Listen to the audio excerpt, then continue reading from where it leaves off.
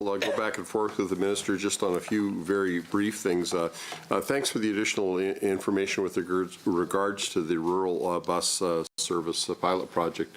I think it's very positive, and you know, the one thing I'll also mention is that when we did the rural health review a couple of years ago, the largest barrier affecting rural residents in terms of access to health care in rural Alberta is not wait times and is not hospital wait spaces, it's transportation. And so, you know, good for you for looking at this. I'm curious to know how you're going to collect the feedback from the communities and how you're going to evaluate the program. I mean, clearly this is just sort of a first effort. Yes, yeah. But you know, I encourage you to, you know, to certainly follow up with it. We know which communities are involved. I think it's a very positive thing. I was glad to hear it announced. I know it was one of your election commitments, and so it's good to know that. It's been an interesting journey, and we've had a great deal of consultation with municipalities on this, and I've met with them on a number of occasions as we try to figure out what we were going to do. Originally, this came about as a result of the cancellation of a number of routes by Greyhound. Right. And so at first the thinking was we will just subsidize Greyhound to put those routes back, but then we look at their load factors and they're like 4 people a day. Brutally right? low. And so I don't know why Greyhound kept them going as long as they did, to be really honest. So then we tried to figure it out, and we went through several iterations. Finally, we decided the best thing is to let the municipalities design their own program to encourage it on a collaborative basis. Originally it was in the budget and it got cut. So we found internally $2 million to do a couple of pilots, you know, to do 2 years of pilots. And I'm very hopeful that if it's successful, we will be able to fund it on a more general basis across the province. But we will certainly be following up with municipalities in terms of an evaluation of this program. Good. Absolutely. Okay, thanks, Minister. Minister, I wanted to just make a couple of comments with regards to on page 145.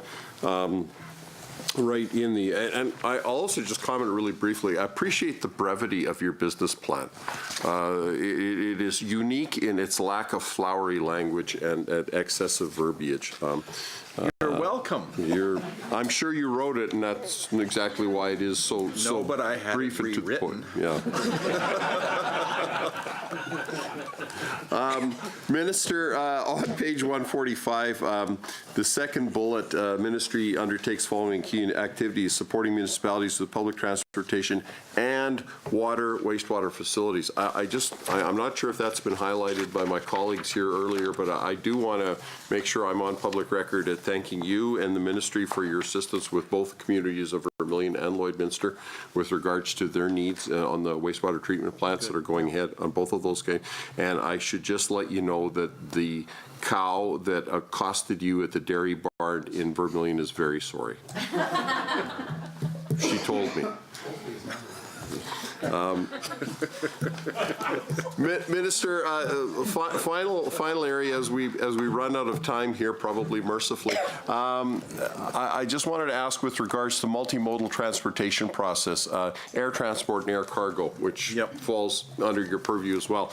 Our airport system in Canada has long been identified as being one of the least competitive airport systems in the world. In a study that was done, I think, by the C.D. Howe Institute, we came in 136 out of 140 countries, and the 4 that we beat is nothing to write home about. What are you and your other ministerial colleagues across the country doing to try to address Canada's lack of competitiveness in the airport business? Well, I can't really speak about across the country. I know that Minister Garneau has has addressed this when we've had our federal, provincial, and territorial meetings. But I know that we're, as a department, very attuned to the efforts both of the Calgary Airport Authority and the Edmonton Airport Authority, and I've also met with, you know, the Fort McMurray and so on, and we've given some funding to Red Deer as well. We're considering a request from Lethbridge as well, not necessarily in my department. But particularly the economic development hubs at Edmonton and Calgary are something we're supporting. So I mentioned Highway 19. We've also approved another overpass. What's the avenue?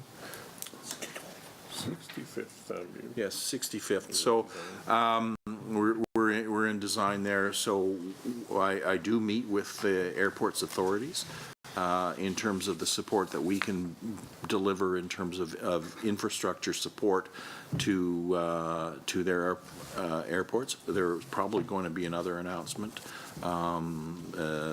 before very long in terms of supporting one of the major airports' plans. I mean, one component and one of the things that has consistently helped the competitiveness of our manufacturing sector, especially centered out in Nisku, is the close proximity of those plants to the Edmonton International Airport and the air cargo traffic that goes through there. So I think quite often when we think airports, we think primarily the passenger traffic that goes on, but of course air cargo is extremely important. Very important, yeah. And I appreciate your efforts in increasing that, because, I mean, I noticed from the actuals in the business plan that we did have a dip that, again, corresponded with the decrease in economic activity that we've gone through the last couple of years, but it's good to see those return. Chair, I think that's it for everything that I wanted to ask the minister, and I think we're pretty close to our time in any case. Are you sure? Because now I'm forced to ask the members of the private members of the government caucus if they want to speak. I could give a more expansive answer.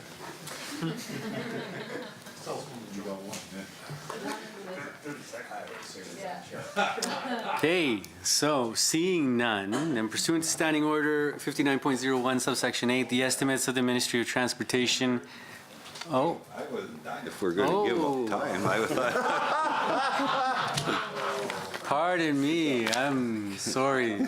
Please go ahead, Mr. Drysdale. Well, I know we're probably down to second, so I'll let it go at that. But I don't want to ever say we didn't run out the clock. But to your deputy and to you, the regional director in Northwestern Grand Prairie, Ryan Konowalik, don't take them to Edmonton.